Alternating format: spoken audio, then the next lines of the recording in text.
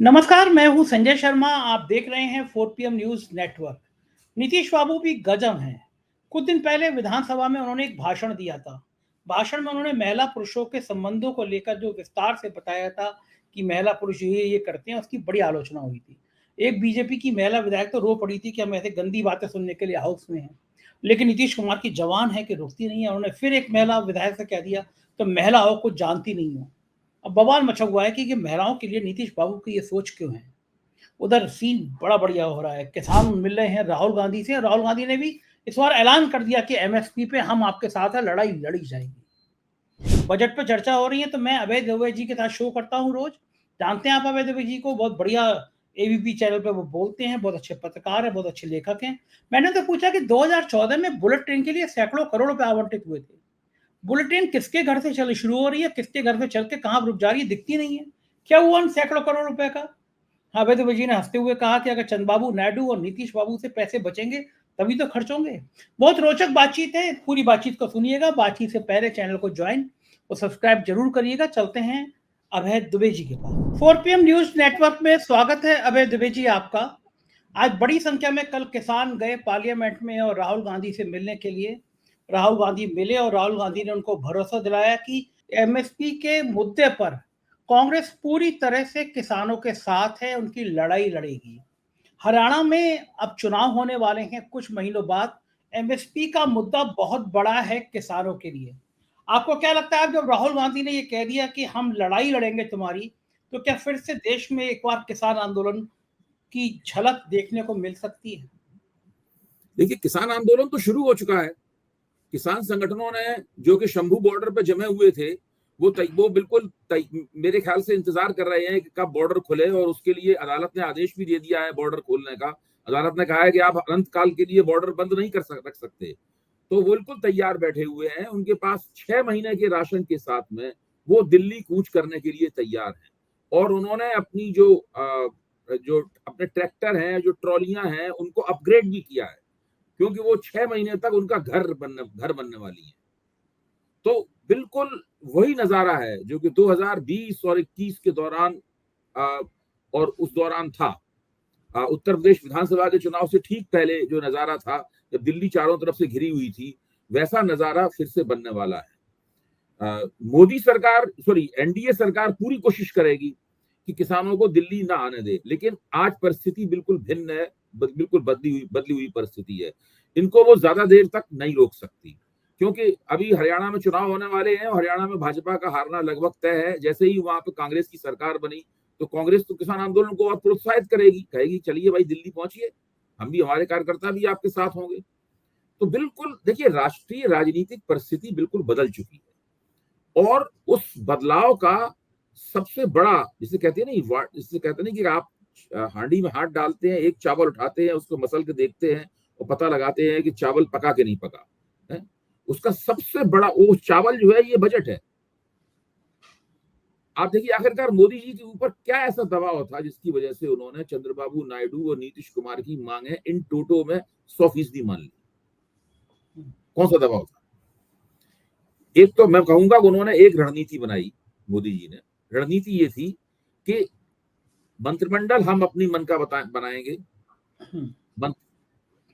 लेकिन बजट जो आपकी आर्थिक मांगे हैं वो हम आपकी पूरी करेंगे। एक तो उसका कारण ये हो सकता है, और इसके क्या क्या नुकसान हो सकते हैं तो हम लोग अभी चर्चा करेंगे। फायदा तो इसका कोई है ही नहीं, ना अर्थव्यवस्था को फायदा है और ना उनको फायदा है। मेरे ख्याल से तो इसका बिहार को और आंध्र प्रदेश को भी कोई बहुत ज्यादा फायदा नहीं होगा, ये दूरगामी दृष्टि से मालूम पड़ेगा। दूसरा उसका कारण ये हो सकता है कि मोदी जी को इस बात का बहुत डर था कि जैसे ही वो की गई मांग से कम देंगे इन लोगों को, वैसे ही उनकी विधानसभाओं में प्रस्ताव पास होंगे, नारेबाजियां शुरू हो जाएंगी, बयान देने शुरू हो जाएंगे, और उनकी सरकार की जो स्थिरता है उसके ऊपर सवालिया निशान लग जाएगा। खुद उनके नेतृत्व के ऊपर सवालिया निशान लग जाएगा। आपने मोदी जी का चेहरा देखा होगा जब बजट भाषण हो रहा था। मैंने कभी भी उनको इतना ज्यादा उदास नहीं देखा, मोदी जी को इतना इतना इतना गमगीन नहीं देखा। आजकल वो काफी अनमने से रहते हैं, उदास रहते हैं। और सुनने में तो ये भी आया है कि जब उन्हें सीधे सीधे किसी सार्वजनिक कार्यक्रम में नहीं भाग लेना होता है, तो उनमें वो वैसा जोश, उत्साह और उछाल नहीं रह गया है मोदी। लेकिन ये तो सुनी सुनाई बात है, हम लोग इनकी तरफ नहीं जाते हैं। मैं कोई मनोवैज्ञानिक नहीं हूं जो मोदी जी की देह भाषा और बॉडी लैंग्वेज के आधार पर राजनीतिक समीक्षा करूं। मैं तो केवल आपको बताया बीच में ये है।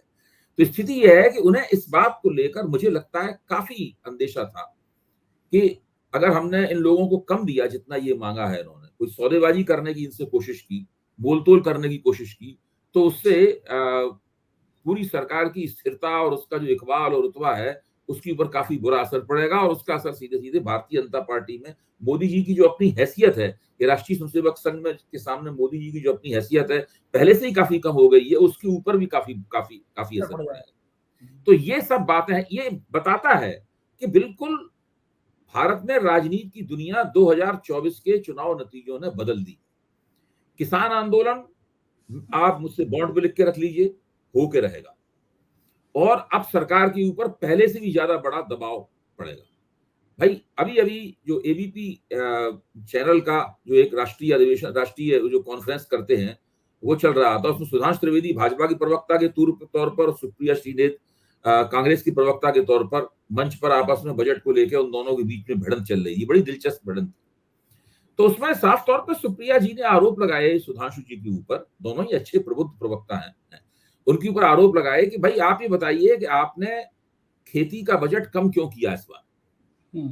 सबसे बड़ी बात थी। हाँ, दूसरा आरोप उन्होंने ये लगाया कि पिछले साल जो खेती का बजट आपने रखा था उसको पूरा खर्च क्यों नहीं किया। किसी भी अर्थव्यवस्था की एक बहुत बड़ी विफलता होती है कि जो आप रुपया आवंटित करते हैं उस आवंटित रुपये को आप पूरा खर्च ना कर पाए। सही बात। शिक्षा पर रुपया आवंटित किया, कम खर्च किया। स्वास्थ्य पर रुपया आवंटित किया, कम खर्च किया। खेती पर रुपया आवंटित किया, कम खर्च किया। अर्बन डेवलपमेंट पर रुपया आवंटित किया, कम खर्च किया। तो सवाल ये, इसका मतलब ये है कि आर्थिक गतिविधियां पूरी रफ्तार से, पूरे प्रभावी तरीके से नहीं चल रही हैं। इसका ये मतलब निकलता है। तो इन बातों का जवाब नहीं दे पा रहे थे। सुधांशु लगातार गोल पोस्ट शिफ्ट कर रहे थे। कभी वो जनधन खातों की बात करने लगते थे, कभी कहने लगते थे कि हमने इतने बार नाम लिया कई राज्यों का। जब आपके वित्त मंत्री जब बजट पेश करते थे तो आप तो राज्यों का नाम नहीं लेते थे, वगैरह वगैरह है। सवाल इस बात का है कि उन्होंने ये क्यों नहीं बताया कि चुनावी मुहिम के दौरान आप तो बेरोजगारी को मुद्दा ही नहीं मान रहे थे, बिल्कुल भी नहीं मान रहे थे। आपकी वित्त मंत्री ने 33 बार बेरोजगारी शब्द क्यों अपने मुंह से निकाला पूरे बजट में, जबकि पिछले बजट में उन्होंने केवल बेरोजगारी शब्द 3 बार अपने मुंह से निकाला था। ये 3 से 33 कैसे हुआ? ये है 2024 के चुनावी परिणाम का असर। इसीलिए जो 4 जून को घटित हुआ उसने 23 जुलाई को बदल दिया। बिल्कुल सही कह रहे हैं आप। 4 जून का सीधा असर किस पर पड़ा है? 23 जुलाई पे पड़ा है। उल्टी बातें आप कुछ भी करते रहे। असल में डर गए ना कि बेरोजगार आपने मजाक बना दिया बेरोजगारी को कि आप पकौड़े तल लो, अग्निवीर ले आओ। लोग कहने लगे नेता 80 साल में भी इनको जवान नजर आ रहा है, वो काम करेगा 80 साल तक, और हम 4 साल में नौकरी करने के बाद शादी नहीं होगी हमारी तो कामकाज नहीं मिलेगा। ये मुझे लगता है कि अग्निवीर योजना राजस्थान में भी जो उन्होंने झाड़ू लगी उसकी बहुत बड़ा कारण अग्निवीर रहा। और मैं तो देख रहा हूँ कि नौजवानों में नौकरियों को लेकर, रोजगार को लेकर सरकार के प्रति बहुत जबरदस्त गुस्सा है। बार बार पेपर लीक होना, बार बार परीक्षा रद्द करना, नौकरियां ना भरा देना। लेकिन लगता क्या है आपको, जो ये लाए हैं बजट में बेरोजगारी के नाम पर, क्या इससे रोजगार मिल जाएंगे? क्या इससे संतुष्ट हो जाएंगे नौजवान, या कहीं कोई बड़ी चूक रहे? आज के अखबारों में बजट की बड़ी सुंदर समीक्षाएं छपी हैं। आज के पूरे अखबार जो है बजट की समीक्षाओं से भरे हुए हैं और बजट के एक एक पहलू को उन्होंने बिल्कुल साफ करके सबके सामने रख दिया। बड़ा पठनीय अखबार है आज का। अब उसके अंदर एक बड़ी समीक्षा छपी है एक अर्थशास्त्री की कि, और वो अर्थशास्त्री सवाल पूछता है कि ऐसा कौन सा निजी क्षेत्र की कंपनी है जो जरूरत ना होने पर भी इंटर्न भर्ती करेगी। सही बात है, बिल्कुल सही बात है। कौन सी कंपनी है जरूरत ना होने पर भी इंटर्न भर्ती करेगी? ऐसी कौन सी कंपनी है जो जरूरत ना होने पर भी किसी को नौकरी देगी? क्यों, जब वो किसी को नौकरी देगी तभी तो सरकार उसकी पहली तनख्वाह अपने खाते से देगी। सही बात है। अभी तो जो पीएफ में ईपीएफओ में उसका जैसी रजिस्ट्रेशन होगा तब सरकार उसको 15,000 रुपए अपने खाते से उसमें डालेगी। सरकारी सब्सिडी का इस्तेमाल तो तब होगा ना जब नौकरी मिलेगी। अब ये नौकरी किसको देनी है? सरकार को नहीं देनी है नौकरी, ये नौकरियां देनी है निजी क्षेत्र को। निजी क्षेत्र क्यों नौकरी देगा? निजी क्षेत्र में तो छटनी चल रही है, निजी क्षेत्र में तो ले ऑफ चल रहे हैं। निजी क्षेत्र की कंपनियां तो 70 से 75% की दर पे ही, क्षमता पे ही काम कर रही हैं। ठीक बात है, लाखों लोग निकाल दिया उन्होंने। वो नई नौकरियां क्यों देंगे भाई?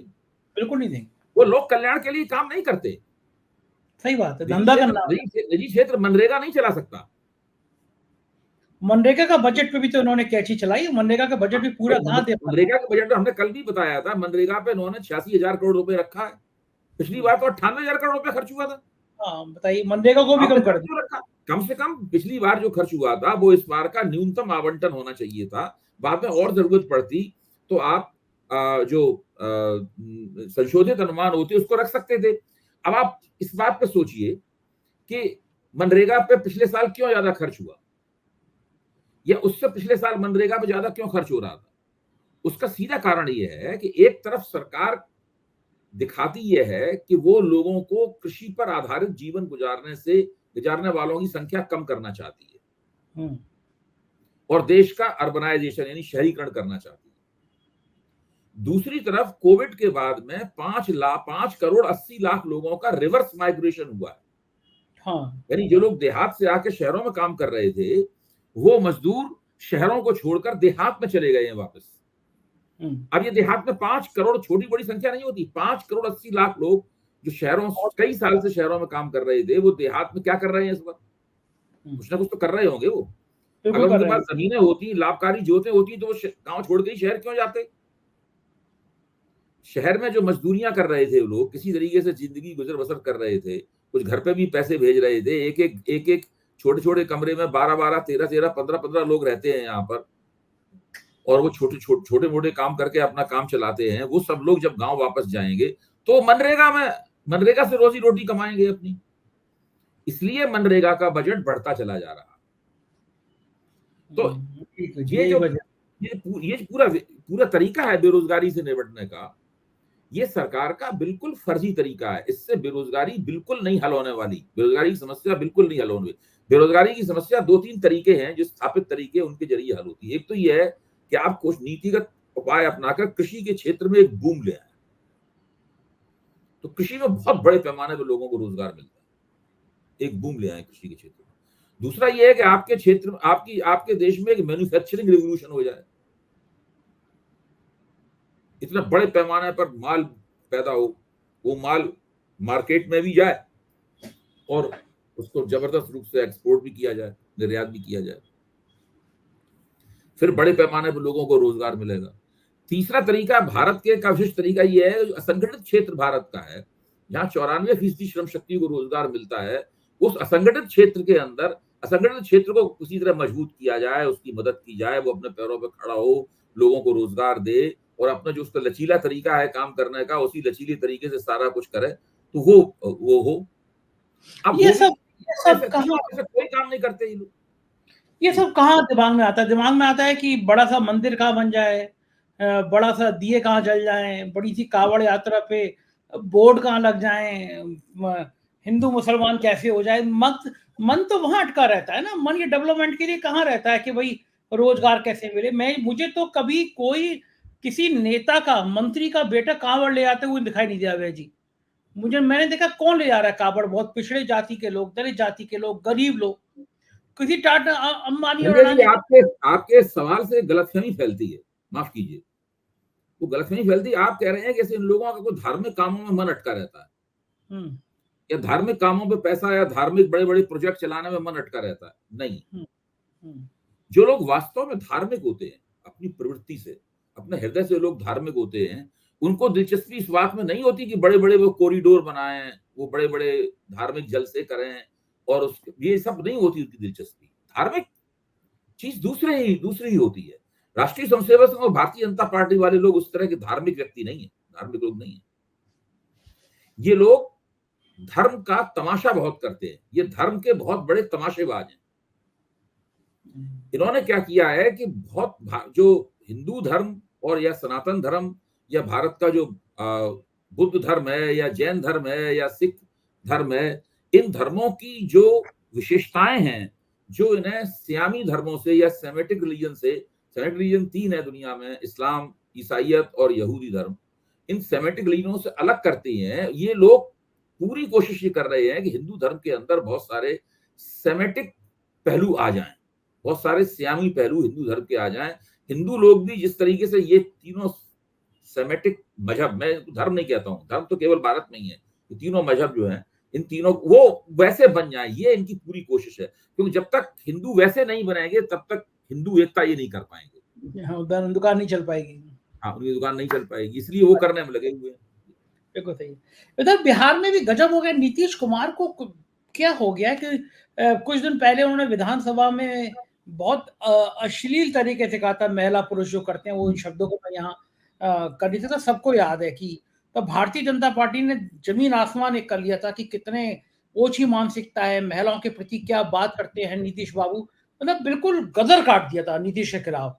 ये कहा था कि ये आदमी है नहीं एक पल भी, एक महिला रो पड़ी थी बीजेपी की विधायक। आज नीतीश बाबू एक आरजेडी की महिला विधायक के लिए कह रहे हैं, गुस्से से आके उसने इस्तीफा मांगा था तो गुस्से से कह रहे हैं कि बैठ जाओ, महिला हो, कुछ जानती वानती नहीं हो बजट के बारे में, महिला हो, चुप रहो, बैठ जाओ। बिहार में तेजस्वी ने बड़ा रिएक्ट किया है, कहा है कि ये महिलाओं का तो सीधा अपमान है। एक मुख्यमंत्री महिलाओं को ऐसे डांट रहा है कि बैठ जाओ, तो महिलाओं को जानती नहीं हो, मतलब अब आप देखिए ये कितना बड़ा विरोधाभास है संजय जी, कि नीतीश कुमार को उन राजनीतिक नेताओं में से एक माना जाता है जो स्त्रियों के वोटों को आकर्षित करते हैं अपनी तरफ। हाँ, मतलब ये माना जाता है कि स्त्री जो वोट है, महिला वोट जो है वो चुप बने रहते हैं, लेकिन नीतीश कुमार जी की पार्टी को समर्थन दे देते हैं, और वो ये आमतौर पर कहा जाता है। तो एक ऐसा व्यक्ति जो कि स्त्री वोटों का, स्त्रियों के रहनुमा के तौर पर इसकी छवि है, जब आप उसके वक्तव्यों पर गौर करते हैं तो पता चलता है कि ये तो बहुत ज्यादा स्त्री विरोधी है अपने अंदर से। एक मौका नहीं छोड़ता स्त्रियों का मजाक उड़ाने के लिए या उनको कमतर बताने में।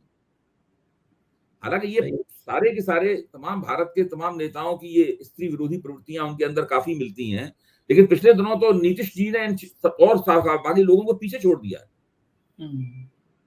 लगता नहीं, बड़े इंटेलेक्चुअल टाइप की बातें कभी कभी करते थे, पता नहीं नीतीश को क्या हो गया, क्यों ऐसी संगत का असर आ गया है, या कुछ गड़बड़ा गए हैं मामला। आज उधर जगन मोहन रेड्डी भी दिल्ली पहुंचे, उन्होंने जंतर मंतर पर धरना दिया और चंद्रबाबू नायडू की सरकार में बड़े गंभीर आरोप लगाए।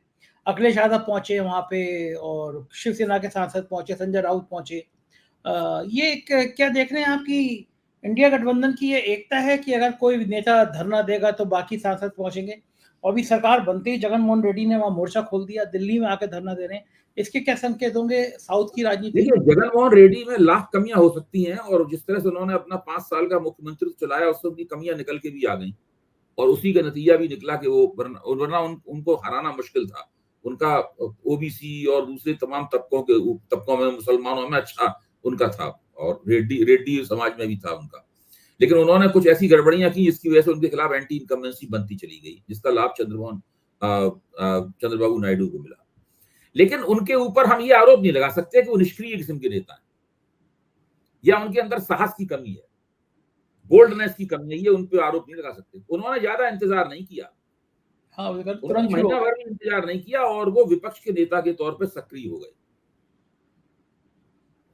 अब देखिए, जब केंद्र से रुपया जाएगा, 15,000 करोड़ रुपए जाएगा, 50,000 करोड़ रुपए जाएगा, केंद्र से रुपया जाएगा आंध्र प्रदेश में, तो बड़े पैमाने पर उस रुपए को खर्च किया जाएगा या खर्च नहीं किया जाएगा। दोनों ही हालतों में चंद्रबाबू नायडू सरकार की बड़ी जबरदस्त जांच पड़ताल होने वाली है, और उस जांच पड़ताल उसके सबसे बड़े जो अनऑफिशियल ऑडिटर होंगे वो जगन मोहन रेड्डी और उनकी पार्टी होगी। एक एक बात पे कहां रुपया खर्च हो रहा है, किसको ठेका दिया। तो जगन मोहन रेड्डी नीतिगत रूप से अमरावती राजधानी बनने के खिलाफ थे, उन्होंने अमरावती के सारे प्रोजेक्ट को बीच में ठप कर दिया था, और चंद्रबाबू नायडू को लगता है कि अमरावती राजधानी बना लें, इतिहास में हमारा नाम अमर हो जाएगा, हम बिल्कुल एकदम एक नए महानायक के रूप में उभरेंगे आंध्र प्रदेश के इतिहास में। लेकिन यही इस तरह के तमाम जो प्रोजेक्ट होते हैं वो नेताओं की कब्र भी बनते हैं, क्योंकि अब ये 5 वर्ष तक मुतवातिर हजारों करोड़ रुपए खर्च करके ये अमरावती राजधानी बनती रहेगी। अभी 15,000 करोड़ रुपए मिले हैं, अगले बजट में फिर 20,000 करोड़ रुपए मिलेंगे, तो 5 साल के अंदर करीब लाख करोड़ 1.5 लाख करोड़ रुपए केंद्र सरकार से मिलेंगे, कुछ आंध्र प्रदेश के खाते से लगेंगे रुपए, तो उसमें बहुत रुपया खर्च होने वाला है एक पूरी राजधानी बनाने में। सही बात और है। वो एक बहुत बड़ी समस्या भी बन जाएगी चंद्रबाबू नायडू के गले की, और उसका सीधा लाभ अगर किसी को होगा तो इनको होगा, जगनमोहन रेड्डी को। देखिए, ध्यान करने की बात है, भारतीय जनता पार्टी मुख्य रूप से आंध्र प्रदेश में कम्माओं की पार्टी है। भाजपा के नेता कौन है? पुरंदेश्वरी भाजपा की नेता है, जो चंद्रबाबू नायडू की पत्नी की बहन है, और एनटी रामाराव की लड़की है। और चंद्रबाबू नायडू कौन है? ये भी कम्मा है, एनटी रामाराव भी कम्मा थे, और तेलुगु देशम भी कम्माओं की पार्टी है। तो ये भाजपा और तेलुगु देशम का जो गठजोड़ है, ये असल में दो कम्मा प्रधान पार्टियों का गठजोड़। तो ये गठजोड़ जो सरकार मिलकर चला रहा है, इसके खिलाफ गैर कम्मा समाज में, जिसमें रेड्डी सबसे ज्यादा शक्तिशाली और राजनीतिकृत समाज है, उसके अंदर पहले दिन से ही बड़ी जबरदस्त प्रतिक्रिया होने वाली है, और बड़ी जबरदस्त वहां राजनीति होगी इस सवाल को लेकर। एक सेकंड के लिए चैन से नहीं बैठ पाएंगे ये, और विपक्ष पूरी तरीके से इनका साथ देगा। विपक्ष पूरी तरीके से तब तक इनका साथ देता रहेगा जब तक कि चंद्रबाबू नायडू जो है वो भाजपा के साथ बने रहेंगे। तो ये सब बहुत कठिन है के लिए, कठिन डगर पनघट की। मुझे एक बजट से याद आया, 2014 में सैकड़ों करोड़ रुपए बुलेट ट्रेन के लिए आवंटित किया गया था। अब किसी बजट में बुलेट ट्रेन का जिक्र ही नहीं आता। वो बुलेट ट्रेन कहाँ दौड़ गई पता ही नहीं चलता कि कहाँ से चलती है, कहाँ खत्म हो जाती है। तो ये सैकड़ों करोड़ रुपए 2014 में आप बिल्कुल ठीक कह रहे हैं, आप अच्छा याद दिलाया, मैं भी भूल गया था इस बात को। तो मोदी जी का पेट प्रोजेक्ट है बुलेट ट्रेन। हाँ, लेकिन उनके पास पैसे बचाएंगे तभी तो बुलेट ट्रेन में लगाएंगे। तो जो पैसे तो उन्होंने, इसीलिए जो एनडीए जो है वो नीतीश देशम अलायंस है। हाँ, नीतीश देशम अलायंस है एनडीए। अच्छा अभय जी, ये 2014 में जो सैकड़ों करोड़ रुपए बुलेट ट्रेन के दिए गए, तो उसकी कोई जिक्र क्यों नहीं करता? कांग्रेस भी पूछती नहीं है रुपए गए कहाँ वो वाले, मतलब बुलेट ट्रेन। अभी कांग्रेस को कभी याद आया है तो कांग्रेस पूछेगी भी, कांग्रेस दूसरे कामों में लगी हुई है। कांग्रेस जरूर आएगा कांग्रेस की तरफ से। 10 साल हो गए, 10 सालों में कहा गया था कि 2014 में कि हर जगह 10 स्मार्ट शहर बनाए जाएंगे। लखनऊ बनाया गया स्मार्ट शहर, हजारों करोड़ रुपए खर्च हुए, सीवर खुले रहने से आदमी गिर के बढ़ जा रहे हैं राजधानी लखनऊ। मतलब कोई हमारे ज्योतिषी जो है, उनको एक हमारे राजीव नारायण जी, एक भक्त उनको दुबई लेकर घुमाने के लिए, उनकी बड़ी ब्रांडिंग चल रही है आजकल, लॉटरी लगी हुई है। वो लौट के आए तो मैं पूछा, दुबई की सड़कों पे आपको गाय भैंस साढ़ दिखाई देते नहीं देते हैं? यहाँ स्मार्ट शहर छोड़ दो, स्मार्ट राजधानियां देख लो, कोई जगह ऐसी नहीं होती वहां पे गाय बैल साढ़ ना घूम रहे हो। तो ये जो बुलेट ट्रेन चलेगी, ये चलेगी भी या नहीं चलेगी, बड़ा मुझे रोचक नजर आता है। ऐसी वंदे भारत का अभेजी हाल है। जहां जहां मैंने पूछा, वंदे भारत ट्रेन में 50 आदमी 100 आदमी ट्रेनें खाली चल रही हैं, क्योंकि अगर किसी को गोरखपुर से लखनऊ आना को 200 रुपए में, तो वंदे भारत से आएगा वो 500 रुपए में। कौन वंदे, केवल नाम के लिए कि हमने वंदे भारत चला दी, ट्रेनें खाली चल रही है, नुकसान में चल रही है। और जो जनरल ट्रेन है उसमें रिजर्वेशन का यह आलम है कि जनरल क्लास में आदमी एक के ऊपर एक बैठा हुआ जानवरों की तरह जा रहा है। टॉयलेट जाने के लिए ऐसा लगता है ना भारत पाकिस्तान को युद्ध करना पड़ रहा हो।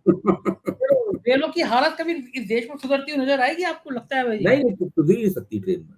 मैं तो हमेशा कोई भी रेल मंत्री हो, दावे सब लोग करते हैं, लेकिन भारत में ट्रेन की हालत नहीं सुधर सकती।